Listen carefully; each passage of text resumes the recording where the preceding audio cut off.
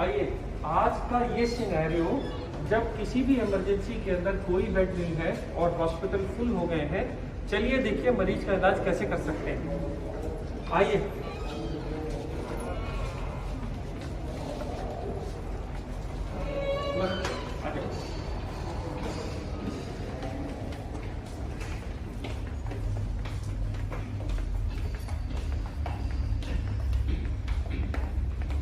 आप ऐसे लेट जाइए।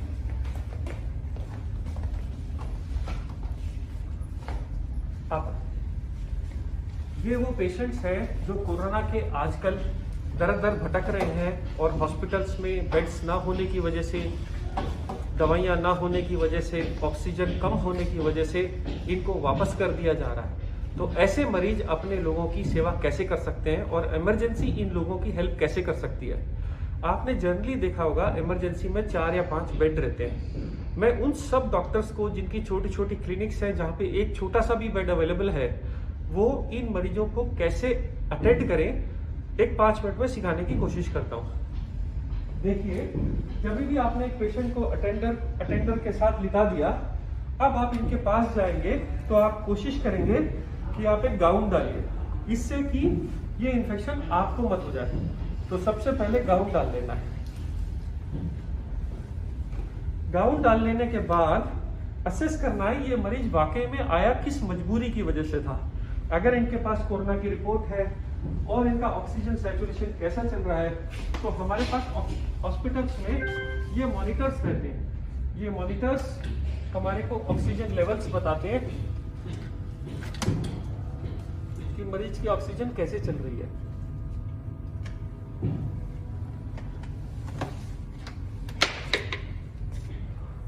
ये पल्स ऑक्सीमीटर प्रोब है जो आपको हॉस्पिटल में मिलता है। अगर आप देखिए, ये ग्राफ बनने के बाद एक वैल्यू आती है यहाँ पे, ये 100% ऑक्सीजन के साथ आया है।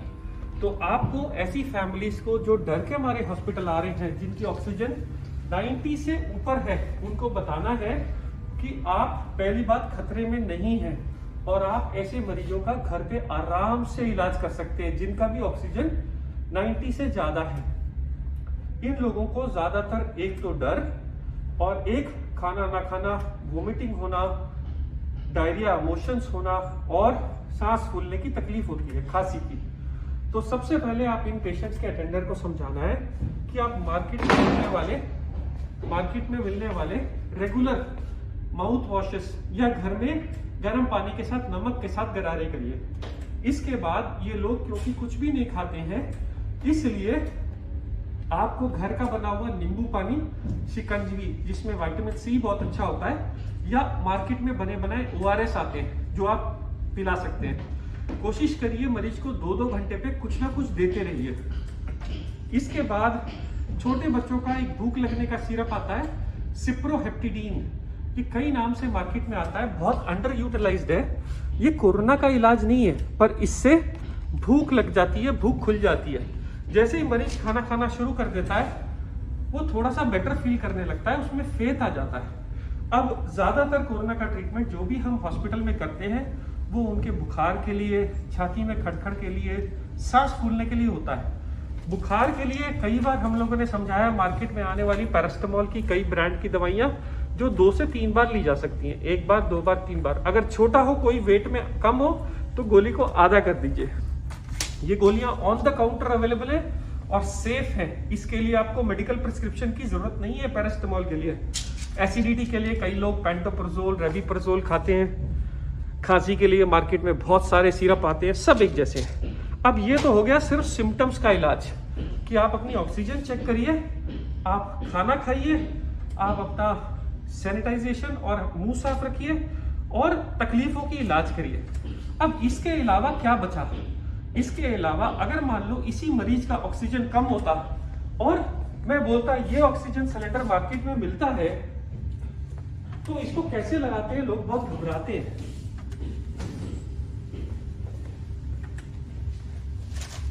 अगर आप देखिए मार्केट में ऐसे ऑक्सीजन के मास्क आते हैं, ये मास्क मार्केट में आराम से मिल जाता है।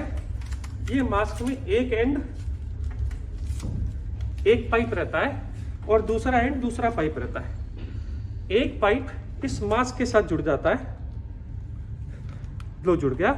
ये वाला पाइप आप ऑक्सीजन सिलेंडर के इस वाले एरिया में लगा सकते हैं। इसके बाद एक नॉब आती है और ये ऑक्सीजन कितने लीटर पे चलानी है ये सबके साथ ये बनाया आता है। जब भी आप लेते हैं तो आप ऑक्सीजन को पहले 2 या 3 लीटर पे खोलिए। इसके बाद आप देखिए इसमें हवा आ रही है कि नहीं। पेशेंट्स को आराम से लिटा के ये ऑक्सीजन मास्क आप कंफर्ट करके लगा दीजिए और ये ऑक्सीजन देखते रहिए। मान लीजिए ऑक्सीजन थोड़ी देर 5 मिनट वेट करने के बाद नहीं बढ़ रही तो आप इसकी वैल्यू थोड़ी और बढ़ा सकते हैं। जैसे जैसे टाइम बीतता जाएगा और ऑक्सीजन इंप्रूव होती जाएगी, हर मिनट के साथ इसको थोड़ा थोड़ा घटाते जाएंगे कि हम 90 तक मेंटेन कर लें, क्योंकि ये सिलेंडर बहुत कम ऑक्सीजन के साथ आते हैं, ये एक दिन में खत्म हो जाते हैं। इसलिए आप कोशिश करिए कि ऑक्सीजन का यूज कम से कम करिए, ज्यादा नहीं। दूसरा, मार्केट में ये छोटे मॉनिटर्स आते हैं पल्स ऑक्सीमीटर बोल के। ये पल्स ऑक्सीमीटर सिर्फ एक बटन के साथ ऑन हो जाता है और ये एग्जैक्ट सेम रीडिंग देता है जो रीडिंग बड़ा मॉनिटर हॉस्पिटल में देता है। आप देखिए ये भी 100% बता रहा है ऑक्सीजन, और ये वाला पल्स ऑक्सीमीटर भी इस पेशेंट की ऑक्सीजन जब मापता है तो वो भी इसको 100 ही बताएगा। पर ये बताने में जब तक ये ट्रायंगल आते हैं फिर ये वैल्यू आनी शुरू होती है। देखिए, तो ये छोटे पल्स ऑक्सीमीटर, बड़े पल्स ऑक्सीमीटर ऑलमोस्ट सेम तरह की इंफॉर्मेशन देते हैं। लोगों का सवाल ये है कि मार्केट में या तो ऑक्सीजन मिल नहीं रही और मिल रही है तो कम है, तो हम क्या करें। तो आप के पास क्योंकि ये ऑप्शन नहीं है या जिस टाइम पे ये ऑप्शन नहीं मिल रहा है, आप मरीज को समझाना पड़ेगा कि आप औंधे मुंह के लेटिए। 1 तकिया, 2 तकिया, 3 तकिया, इस तरफ तकिया, आपकी मर्जी है। कोशिश ये करें कि मरीज ऐसे उल्टा होके लेटे 10 मिनट 15 मिनट। उसके बाद अगर ट्राई करे तो वो लेट एक करवट भी ले सकता है, बट सबसे ज्यादा बेनिफिट औंधे मुंह से होता है। क्या ये साइंस है? 100% ये साइंस है। पुराने जमाने में जब लंग्स की डिसीज हो जाती थी और लंग्स बहुत बैडली खराब हो जाते थे, तो भी ये वेंटिलेटर के ऊपर भी पेशेंट को उल्टा करा जाता था। उसका कारण क्या है? जो ये बैक साइड ऑफ लंग्स के अंदर जो एयर स्पेसेस हैं, उसको कोरोना अफेक्ट नहीं करता, इसलिए पेशेंट को उल्टा करने से वो रिजर्व स्पेसेस खुल जाती हैं। उन रिजर्व स्पेसेस के साथ आदमी आराम से नई ऑक्सीजन बना सकता है, और जब तक ऑक्सीजन नॉर्मल लंग बनाने नहीं लगता, जब तक के लिए आपको सपोर्ट करता है। इस वक्त मरीज को कहना है कि ये पल्स ऑक्सीमीटर लगा के रखे और अब आप ऑक्सीजन चेक करिए। जब आप ऑक्सीजन चेक करेंगे और पेशेंट की ऑक्सीजन कम आ रही होगी, देखिए 97, अब आप डीप ब्रीदिंग करिए साहब। हाँ, आपके सामने ये ऑक्सीजन थोड़ी थोड़ी फ्लक्चुएट करती है, आप ब्रीदिंग करते जाइए सर, जितनी आपको एफर्ट होता है आप ब्रीदिंग करिए।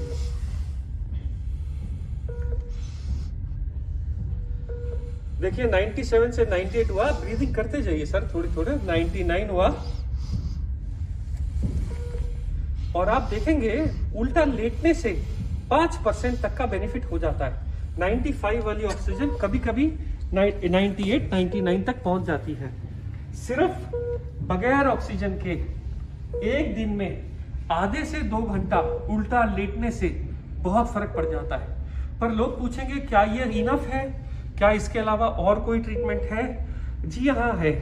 बहुत सारी मार्केट में आज की तारीख में रेमडेसिविर इंजेक्शन के बारे में चल रहा है, ब्लैक भी हो रही है, शॉर्टेज भी हो गई है। पर आज तक के साइंस के किसी भी स्टडी के अंदर रेमडेसिविर से जान बचते नहीं देखा गया।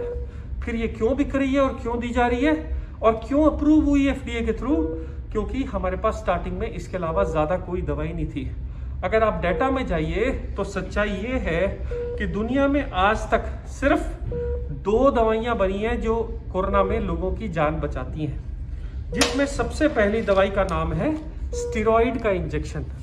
ये स्टेरॉइड का इंजेक्शन जिसकी स्टडी यूके में हुई थी, इसको कहते हैं डेक्सामीथासोन। ये ना तो ब्लैक हुआ, ना लोग इसके पीछे भागे। क्यों नहीं भागे? क्योंकि अगर आप इसकी एमआरपी देखिए, ये 10 रुपए है। डेक्सामीथासोन के ऊपर यूके ने स्टडी निकाली है और पूरे वर्ल्ड में ये स्टेरॉइड दिया जाता है। ये इंजेक्शन रेमडेसिविर से ज्यादा जान बचा रहा है, और ये मैं ऑन रिकॉर्ड बोल रहा हूं। रेमडेसिविर से ज्यादा इफेक्टिव ये इंजेक्शन है, पर ये सब मेडिकल गाइडेंस के अंडर ही दिया जाता है। इसलिए रेमडेसिविर के पीछे भागना छोड़िए। जो अवेलेबल है, जिससे हम अपने लोगों की जान बचा सकते हैं, जो हमारे पास इंडिया में सस्ता अवेलेबल है, आप उसके साथ जाइए। तो बाकी दवाइयों का क्या हुआ? बाकी दवाइयां जो हाइड्रोक्सीक्लोरोक्विन, जो आइवरमेक्टिन बोल के दवाइयां आई थी, वो सारी दवाइयां फेल हो गई ट्रायल्स के अंदर, और उनको अब कोई यूज नहीं कर रहा है। इसके अलावा 100 में 17 लोगों को सीरियस कोविड इन्फेक्शन में क्लॉट्स बनने का खतरा रहता है। इसलिए उनको ब्लड थिनर का इंजेक्शन, एक क्लेक्सेन, या जो लोग घर चले जाते हैं, डॉक्टर्स उनको ब्लड थिनर की टैबलेट दे देते हैं। ये ब्लड थिनर की टैबलेट्स 20 से 21 दिन तक दी जाती हैं, और ये दवाइयां भी अंडर मेडिकल प्रिस्क्रिप्शन ही दी जाती हैं। जो लोग की ऑक्सीजन 93 से कम है, वही लोगों को इतने सब दवाइयों की जरूरत है। जो लोग नॉर्मल है, वो लोग नॉर्मल खाना या सिम्टोमेटिक ट्रीटमेंट से ही ठीक हो जा रहे हैं। स्टेरॉइड की जरूरत सिर्फ सेकेंड वीक में पड़ रही है। एक और चीज याद रखिए कि कोरोना की उम्र सिर्फ 14 दिन ही है। अगर आप 14 दिन जी गए तो आप कोरोना से जीत गए। अमूमन आदमी की उम्र 50-60 साल होती है। कोई रीजन नहीं है कि हम कोरोना से हार जाएं। अगर हम हाथ जोड़ लें, एक दूसरे की मदद करें, चीजें ब्लैक ना होने दें, और जो अवेलेबल संसाधन है आज हमारे पास, उसको यूज करें, तो हम सब ज्यादा से ज्यादा लोगों की जान बचा पाएंगे। मैं संजीव कुमार, सनशाइन हॉस्पिटल हैदराबाद से बोल रहा हूँ।